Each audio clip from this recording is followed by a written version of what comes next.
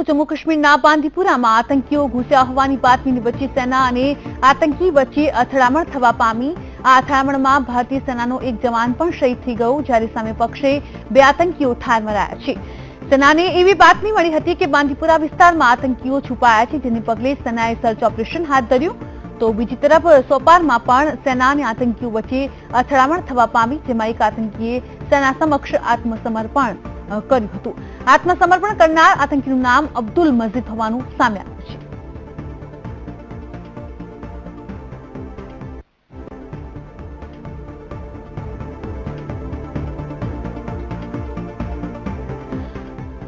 તો આપણે જણાવી દઈશું કે બાંદીપુરામાં 2 આતંકી ઠાર મરાયા છે, સામે એક જવાન પણ શહીદ થયા છે। જમ્મુ કાશ્મીર સમાચાર સોપારમાં સેના અને આતંકીઓ વચ્ચે ઘર્ષણ સર્જાયું, જેમાં 2 આતંકીઓને ઠાર મારવામાં આવ્યા